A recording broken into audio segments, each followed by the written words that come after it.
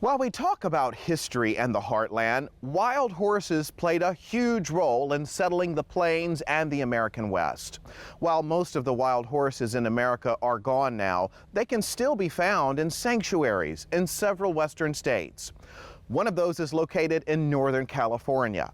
It's a place that seeks to combine agritourism and education about this vanishing breed.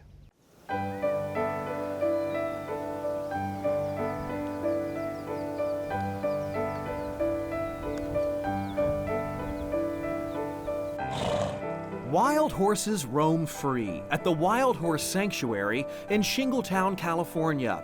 It's a safe haven and a home to more than 300 rescued Mustangs. The wild horses, I think, have earned their place in America's history. They've done us a good job. They've carried us west. They helped open up the West. And so we do what we can for as many as we can, and we tell the story. The journey of saving horses began for rescuer Diane Nelson when she was faced with a life-altering decision. Over 30 years ago, when the government first started catching wild horses, there were not enough people coming forward or even knew about the program. So at the end of one of our contracts to remove horses from the Modoc National Forest, 80 horses were going to be shot and buried. And that was just more than we could stomach. So we said, we'll take them. We weren't sure what we were going to do with them. We just didn't want them to be killed. That's when Diane created the Wild Horse Sanctuary, 5,000 fenced-in acres that sprawl across lush, lava-strewn mountains and forest land near Mount Lassen. In 3 decades, Diane has taken in almost 1,000 wild horses to live out their lives in peaceful protection. There are 30,000 wild horses roaming public lands across the western part of the U.S. Each year, the government gathers wild horses to place for adoption. Sometimes when somebody comes to me with more horses that need a home, or especially if it's large numbers, we really have to think about it. And I go back to the beginning and I say, we didn't have anything but 80 hungry horses to think about. Well, now the sanctuary does have a home. And we've got a support base. We know people care. Our big job has turned out to be telling the story.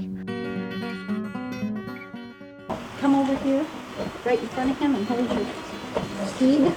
Diane is telling that story through opening her gates to tourists for day trips or week-long horse journeys through the hills of Wild Horse Sanctuary.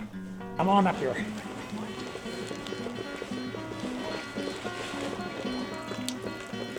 Even in the pouring rain, 84-year-old Elmo Butts and his daughter Peggy Benton are horseback, headed on a 3-hour trek to our overnight campsite.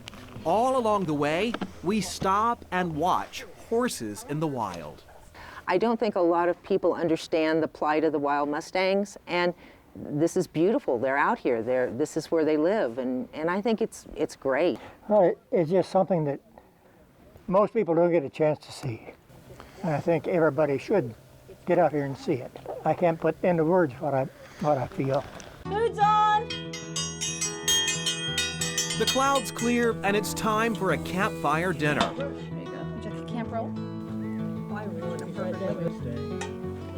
And some rest and relaxation. And at dinner time, the wild horses get closer and closer. This is our cabin here at the Wild Horse Sanctuary, and right outside of our door, look, 2 wild horses.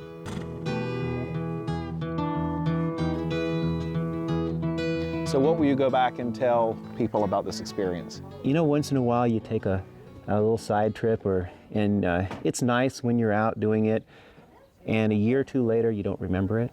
This one you'll remember. I've had people say that it's as much a sanctuary for people too, though, because in today's hectic world, I think we all would like to be able to have a piece of life like they do, you know, some freedom to be themselves and just enough food. They're not looking for more, they just need enough. And that's what we hope we can give them here.